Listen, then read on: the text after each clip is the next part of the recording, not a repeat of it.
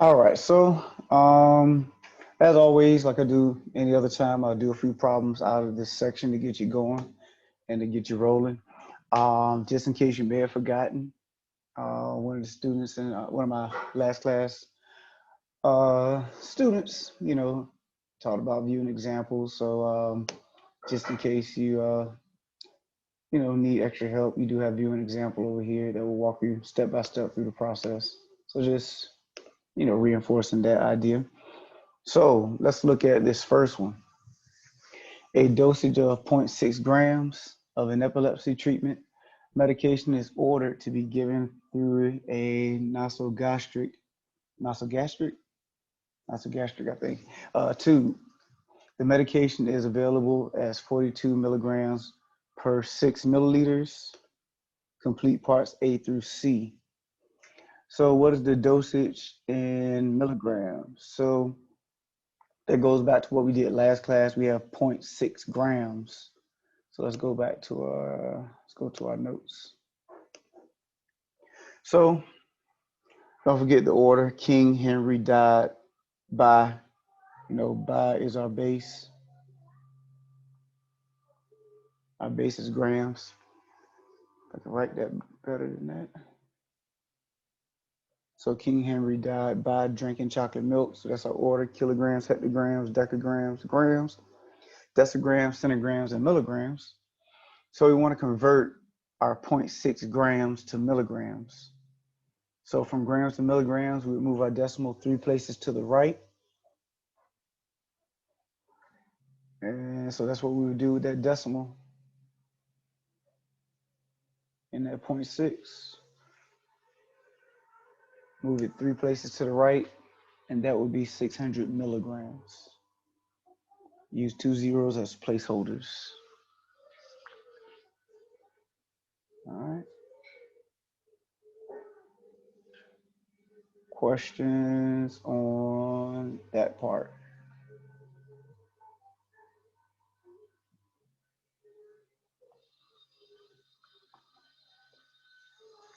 All right. Next one.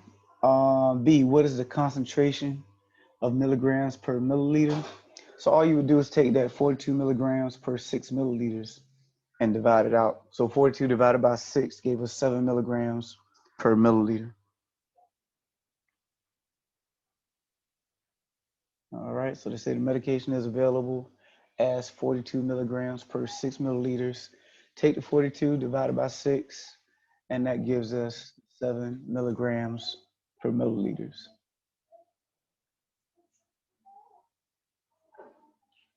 All right, questions on that?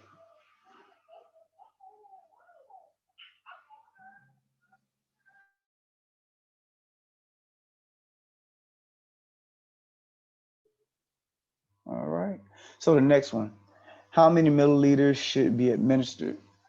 So let's go back to the notes. So what we can do is set up a proportion.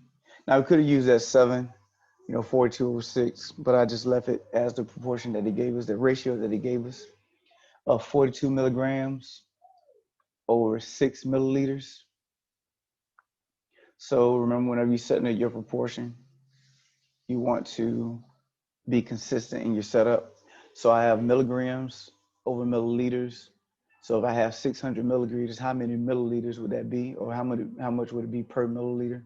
So that's why I have 600 over X. Once you set up your proportion, cross multiplying is always an option. So that'd be 42 times X, 6 times 600. Then it would be 42X equal to 3,600 divided by 42. And X is equal to 85.71.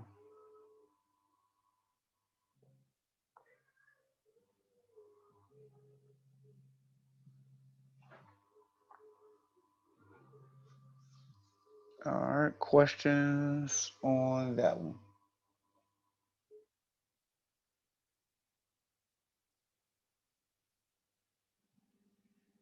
All right, I didn't label this as 3.41.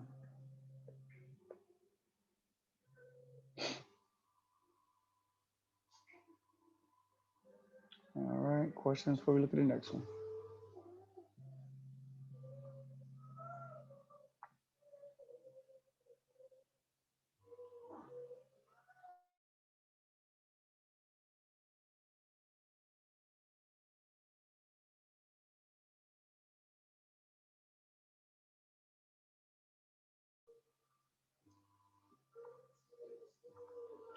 Okay, 4-2, it's the same thing.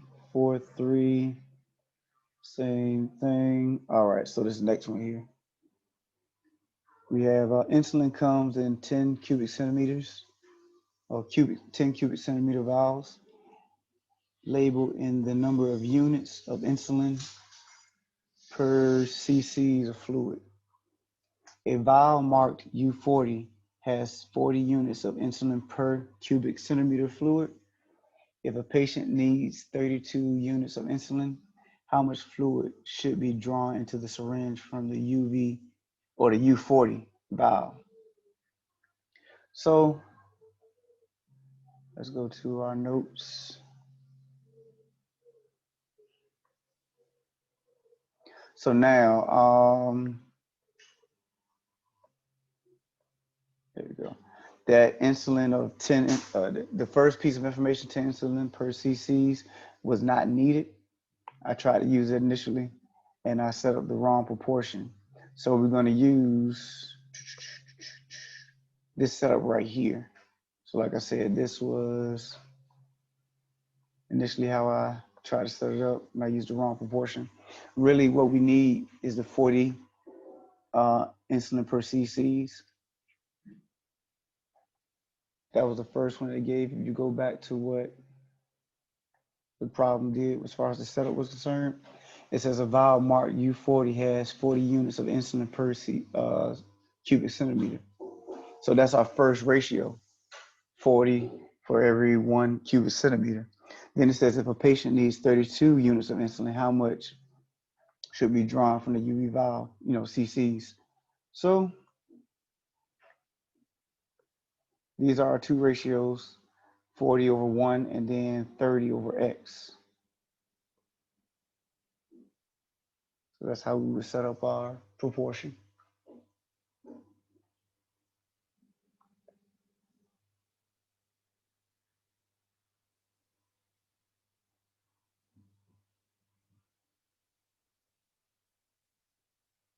Cross multiply, 40s cancel,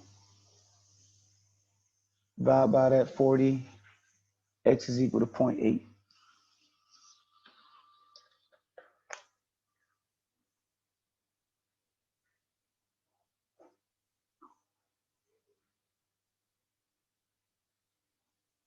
All right, questions, any questions?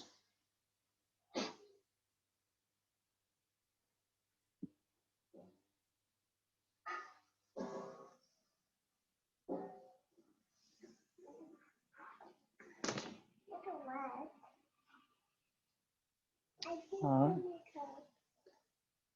right. Any questions before we look at the next one? And that one was,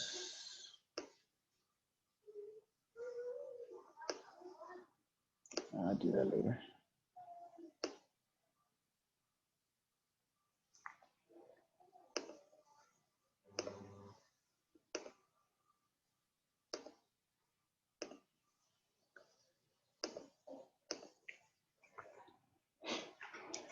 All right, so here, a certain antihistamine is often prescribed for allergies. A typical dose for a 100-pound person is 23 milligrams every 6 hours. And it says complete parts A and B. So for the following dosage, how many 3.7 milligrams of chewable tablets would be taken in a week? All right. So we want to take 13.7 milligrams And we want to know how many would we take in a week. So the information that they gave us, 100-pound person would take 23 milligrams every 6 hours. And we want to know how many 13.7 milligram tablets we would take per week. So first thing we want to know is, with that ratio of 23 milligrams every 6 hours, how many hours could I take 13.7 milligrams? So I set up my proportion, 23 milligrams over 6 hours is the first ratio, equal to 13.7 milligrams over X hours. I could have wrote, hours right there. Cross multiply, 23 times X, 6 times 13.7.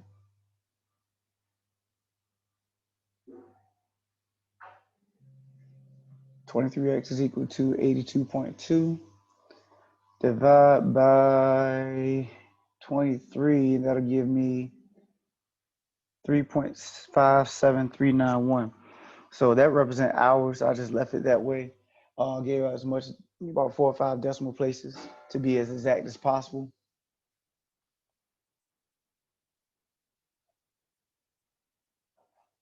All right.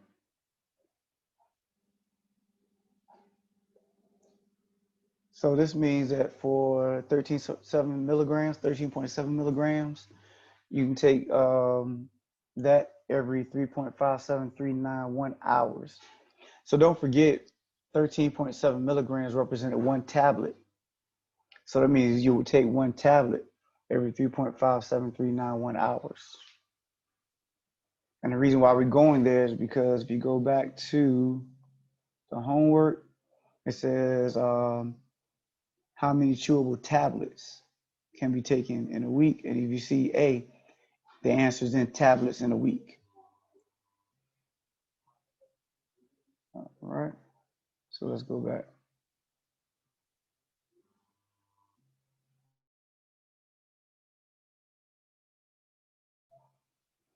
All right. So we got one tablet for every 3.5739 hours. And we know that 24 hours is in a day, and there's 7 days in a week. So we look to convert, and I can read, let me write this all over. Make sure that we're okay with what I'm doing here. So we have one tablet every 3.57391 hours. And if I have hours down here, then I need, don't forget how I set up, I need hours up here so that they can cancel. So if that's the case, I would do 24 hours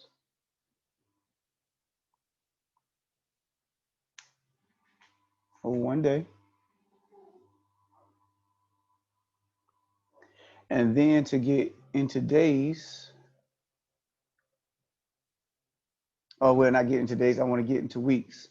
I need days up here and then weeks down here so I can be in the measurement that I want to be in. So days will cancel. So that's what 7 days is in a week.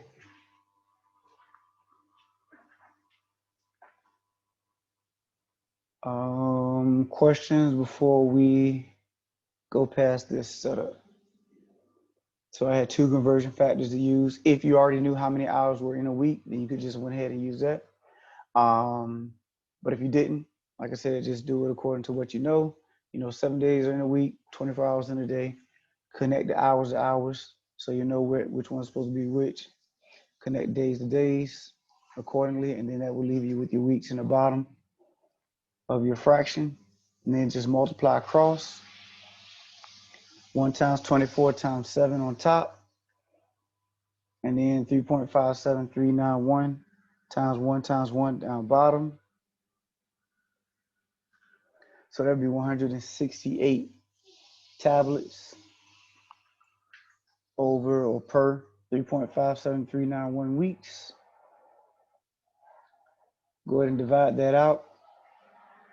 47.007 tablets per week. And say round to the nearest tablet, so it's 47 tablets a week.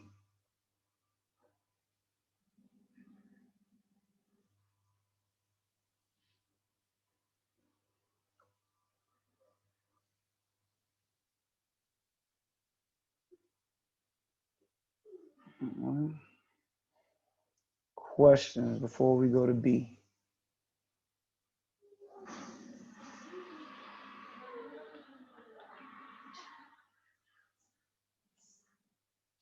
All right, questions, any questions?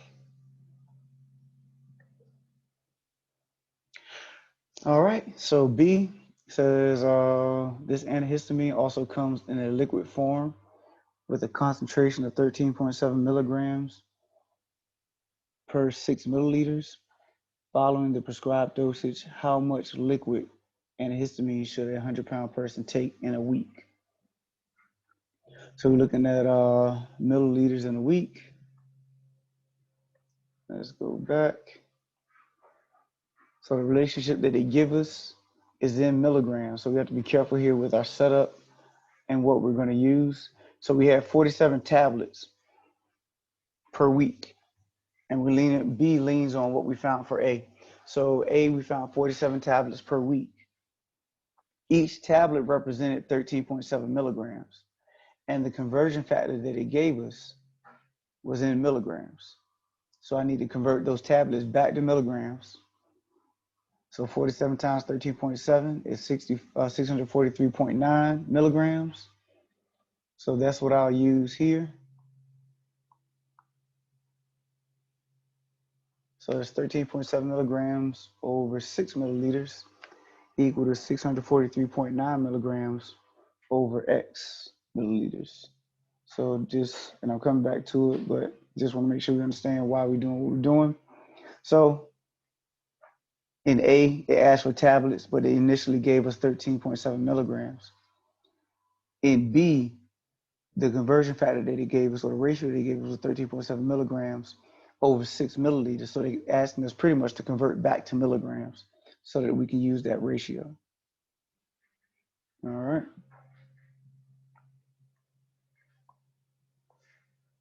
So now we can go back, and now that we have a proportion, we can cross multiply. 13.7x, and that will be 6 times 643.9, which is 3863.4, divided by 13.7, and we have 282.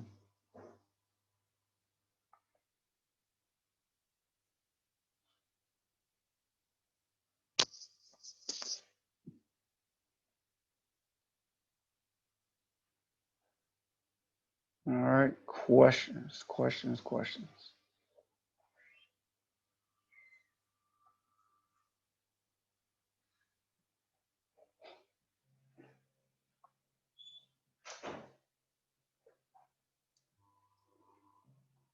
All right, so I'm going to do that one because after that one, you notice that we got a conceptual question, concept.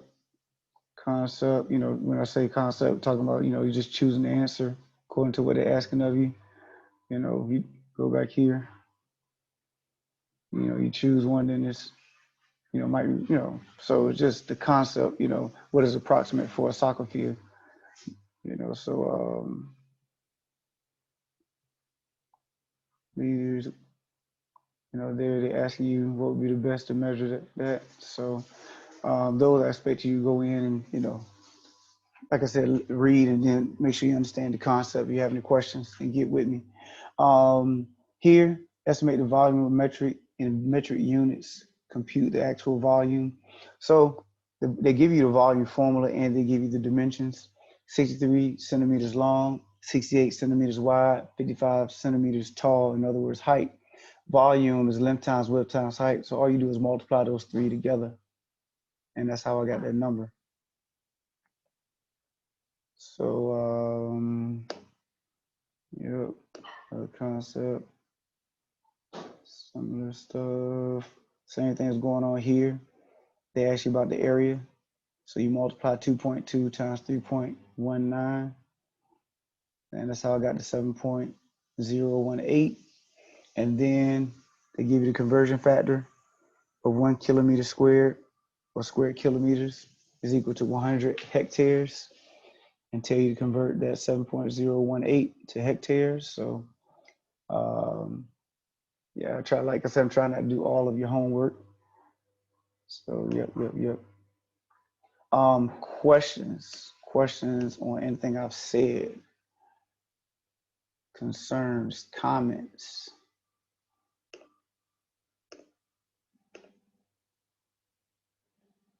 Questions on Excel. Last class, that was another reason why we didn't go to 3.3. A lot of people had questions on Excel. Questions on Excel, you know, some people are knocking it out, some people are not.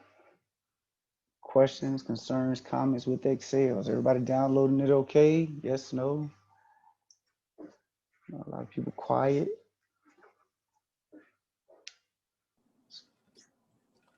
Professor Tucker. Yes, ma'am. The download is not the issue. Mm-hmm. It's executing the formulas. Were we supposed to have taken the Excel course prior to this class? Didn't you email me this morning? I did. No, Yeah, that I was did. last night. Last night. I know. Yeah, It okay, doesn't yeah. matter. Didn't have to get a chance to get to it. No, that's part of the class. That's why a lot of people, unfortunately, don't really like the class. But no, that's how the class is set up. Wherein, yeah, they just focus a lot on Excel. Where is that prior knowledge supposed to come from? They didn't. No, it's not saying that you have to have prior knowledge. That's why I keep asking y'all. Letting you guys know that if you have issues, get with me. So I can try to help you out. And if you don't want to ask those questions in front of the class, that's fine. But either a Zoom session or if you want to go through the tutoring lab, I mean, they have people who work well with Excel as well. Mr. Davis and them.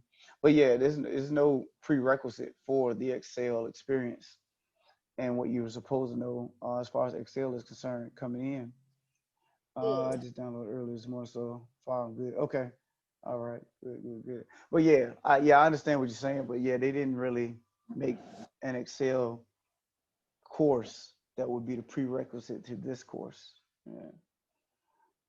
So yep. So um yeah, I know, and that's why I'm trying not to push and just run ahead. I know some of you guys are still struggling with this Excel stuff because I see the assignments not being submitted. So that's another reason why I'm not just okay. Let's do 3 or 4. Let's do 3, 5. Saying just grinding, and I'm trying to give you guys a chance. Um, so make sure you take advantage of the opportunity. If you got to get with me or you got to get with somebody, make sure you do so. I'm not being in trouble with the weighted average cell when setting up the formula. I'm confused on setting up the formula. Okay. Do you remember as far as the weighted averages, which one that was? Let's go. Let's see if I have that one downloaded already.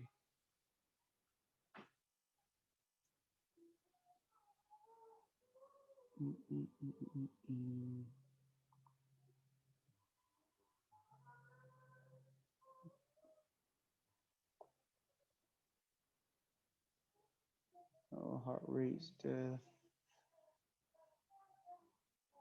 All right.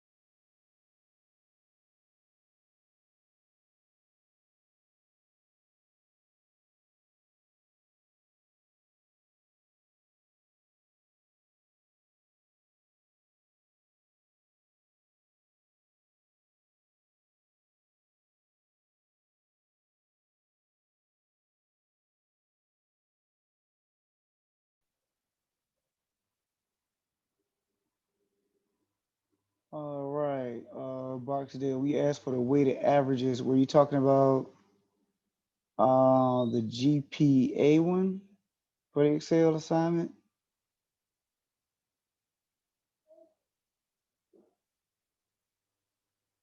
Which Excel assignment were you talking about? Or are you talking about the homework weighted averages?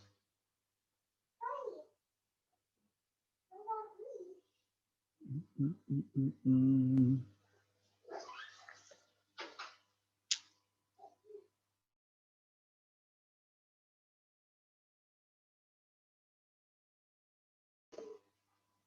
All right.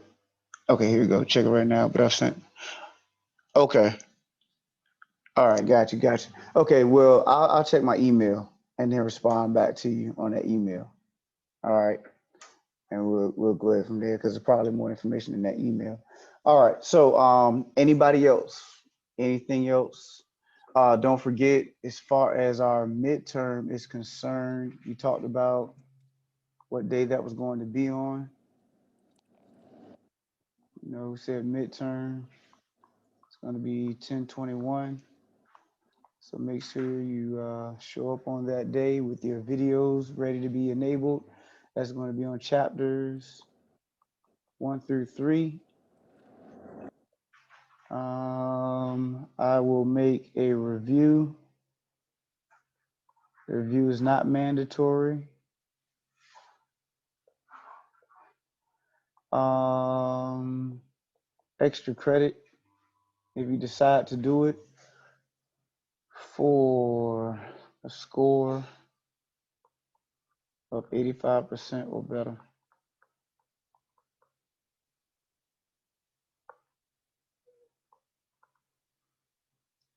That'll be a +5 to your test. Can't do a +10. A +10 is the whole letter grade. So I know a lot of people say, why not 10? So that's why. It'll be set up just like a homework. You can do an unlimited amount of tries to get the best grade possible. So you can take advantage of that. Once again, it's not mandatory. So if you decide not to do it for whatever reasons, you know, no harm. It will not affect you in any way. Let's see. Will the midterm or any other test have Excel problems on it? Nope, nope. I will pull the midterm and the final from the actual homework problems. And like I said, you'll see a review. The review will help you streamline um, your studies and let you know what to ask going into the test. So the class before, I will leave open for you guys to ask whatever questions you want to ask, but it will be set up as homework so that you can do help me solve this and all the good stuff like that. All right. Get my video set up for them. Oh, yeah. So when I say get your video set up, so a lot of times during the class period, most of you are not able to be seen, you know, so I have to be able to see you for your midterm. And so that's what I meant by get your video set up. So during a class lecture, it's fine if I cannot see you. I'm supposed to be able to see you though on your on midterm day or any test that we're actually proctoring. All right. Yep. Yep. That's it, sir. Yep. All right. Questions, concerns, comments, anything, anybody before we close out? I have one last question. Yep. Just going back to the Excel. Is Mm-hmm. there like a something that you could provide that's like a verbiage key? Because I think that's what I know that's my hang up is the verbiage that they use that Mm-hmm. is confusing as to what they're instructing you on what they want you to do. So like if Right. they might be telling you that the problem is a form of multiplication, but because of the verbiage that they use, it Mm-hmm. makes it confusing. Is there some type of guide or key that you have or somewhere that we can go online to translate that? Well, whenever I have an issue, and you know, if you want to meet, you know, online, I say online, offline, outside of class, you know, like we did before with the Zoom, Right. um, I can show you how I do it. If I ever have an issue, normally I go to Google and do, you know, find some in Excel. Normally, and matter of fact, let me do this.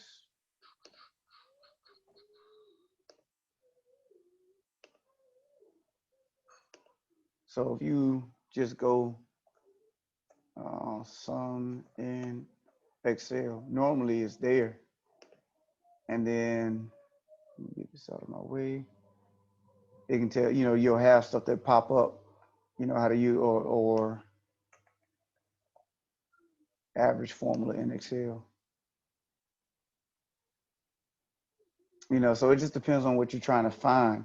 So if there are certain things in particular that may be running a problem for you, then we may have to, like before. Hold on, didn't I tell you to tally up questions? I know, but see what it is? It's gonna Mm-hmm. seem like I'm be emailing you every day. It seems like every step I run into a problem where it be like a name issue or a value issue, Right. and I feel like you're gonna have about 20 emails daily. No. So this is what I need you to do. You wouldn't do them like you would take, a couple of days and tally them up like on your paper and email me all at once, like your 20 questions. You see what I mean? Versus hit me up with 20 different questions. You take all of those 20 different emails. You take all of those 20 different questions and then you send them in one email, or you tally them up and say, okay, we're gonna meet, let's say on Thursday. So on Thursday you come with all of your questions. You see what Sir, I yes, mean? yes, sir. You know what I'm saying? Like if you go in and say, okay, I can't do this. All right, go to the next one. All right, I don't know what that means. All right, I don't know what the average one. You know what I'm saying? Just like to get you going, just go in there and just start looking at stuff. Okay, I don't know how to do this. I don't know how to do this. I don't know how to do this. And you just write them down. And then like if we have a meeting, you set up the meeting, and then on that meeting we can go over, the questions that you have versus one at a time. We'll do it all at one sitting that you came up with at that point. And if we have to do that regularly, maybe once a week or twice a week until you get, on your flow, I mean, then that's what we have to do, you know? Yes. Uh, that might be, and now if you have another solution, I am open to it because, this is you know how you flow. I'm just thinking that would be an easy way to, attack more than one problem at once and then maximize, our time usage, you know? But like I said, if you have another solution or something that you think might work better as far as trying to help you get there, let me know, and then most definitely we can go that route. But a lot of times when I want to find out something in Excel, I will Google it. You see you have percentage formula in Excel, calculating the average and all the stuff like that. So they have it in Google with no problem. Um, Okay. questions. Um, I will see also if there is something I can find, like an Excel key. If I do find something, I'll shoot it to you guys. Probably through Canvas. Once I put it in Canvas, I'll let you know what's in there. So I'll just have to look for it, see if they have something that will help you guys out. All right. Anything else? Anybody else before we close out? Did I say? Yeah, you said that. All right. So next class we will do 3.4. No, 3.3 because we did 3.4 today. So next class we'll do 3.3 and that will close us out of chapter 3. And then we'll be looking to prepare for our midterm. But like I mentioned before, that doesn't stop us from progressing forward. That week of midterm, we won't be doing anything new, but we do have to. Let me see how our weeks are looking. So next class Wednesday, we'll do that. So the 12th and the 14th, we will be doing new stuff. But the 19th, and let me write it up here. So this is how our calendar looks. Today is the 5th, we got the 7th, 12th, 14th, 19, 21. So midterm is here. We'll do a review here. We did 3-4 here, do 3-3 here. So we'll do something out of chapter 4, both of these days. And then, like I said, review on the 19th, and then on 21st, we'll do the midterm. questions, concerns, comments before we close out today? All right, so like I said, hit me up, guys, if you have any issues that you know of, and then I know I have some emails to respond to now, and then we'll go from there. So if you're good, I will see you on next class, and have a good one.